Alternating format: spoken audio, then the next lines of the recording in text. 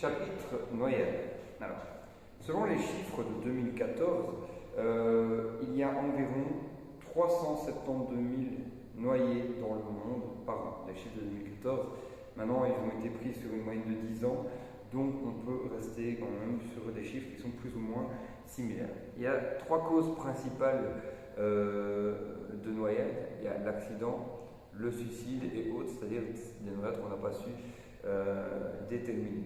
Alors, environ 13% de noyés au suicide, près de 80% de noyés par accident, et le reste, ça reste l'inconnu. Alors, plusieurs endroits où l'on peut se noyer, il y a bien sûr les piscines, les rivières, les mers, les étangs, les plans d'eau et ainsi de suite, à savoir que 48% des noyés se font en mer, d'accord? C'est l'endroit où il y a le plus de noyés. Alors, que pourrions-nous faire pour diminuer les noyades mortelles? On pourrait augmenter la surveillance, c'est pour ça qu'on est là, ça c'est déjà très bien. Augmenter l'apprentissage de la nage, donc là on va faire appel aux écoles de natation et aux enseignants d'éducation physique. Connaître les limites, donc ça c'est propre à chacun, et ne pas se fixer des défis trop importants pour nous.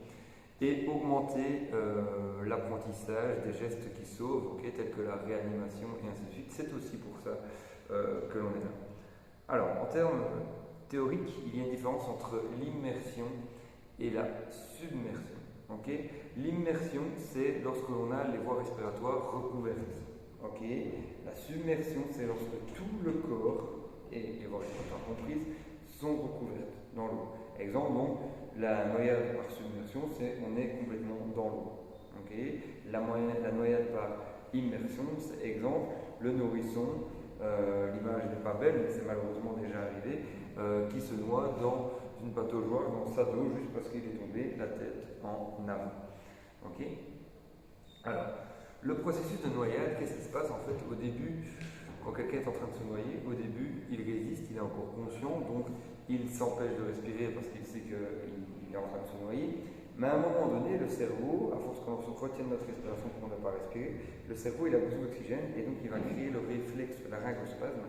Et on ne sait pas lutter contre ce réflexe-là. En fait, c'est un réflexe qui va nous obliger à respirer, mais vu que nous avons les voies respiratoires dans l'eau, nous allons avaler de l'eau et donc créer une syncope et amener vers la noyade. La plupart des noyés se retrouvent donc avec de l'eau dans les poumons à cause de ça. Alors justement, il y a deux types de noyades. Il y a la noyade sèche et la noyade humide. La noyade humide, c'est lorsqu'on a de l'eau dans les poumons, donc c'est quasi tout le temps le cas. La noyade sèche, il n'y a pas dans les poumons. C'est donc lorsqu'un noyé est tombé à l'eau alors qu'il était déjà inconscient. Voilà. La différence entre une noyade passive et une noyade active. La noyade active, c'est qu'on voit le noyé en train de se noyer, donc là on peut encore agir pour le récupérer conscient. La noyade passive, c'est lorsqu'on découvre le noyé inconscient dans l'eau. Oui, on peut encore agir par une éventuelle réa, mais voilà, on n'a pas vu les circonstances de la noyade en tout cas. Il faut savoir que lorsque nous sommes en submersion, le cerveau, après 7 à 10 minutes, il y a des lésions irréversibles. Donc après 7 minutes, il peut y avoir des lésions cérébrales irréversibles. 7 minutes sans oxygène pour le cerveau, on s'entend. Vous allez me dire, oui, mais les apnéistes, ils tiennent 7 minutes. En fait, c'est 7 minutes à partir du moment où le cerveau n'a plus accès à l'oxygène. Si je me reste en respiration comme ça, j'ai encore de l'oxygène dans les poumons qui est resté, le cerveau peut encore se servir. Quand il s'est servi qu'il n'y a plus rien, à partir de là, 7 minutes après, il y a des séquelles irréversibles. La particularité de se noyer dans une eau douce, donc une eau classique, on va augmenter le volume sanguin puisque l'eau va arriver dans le sang. Le sang est donc dilué, il y a moins de globules rouges et donc il est moins efficace. Parce qu'il transporte moins d'oxygène.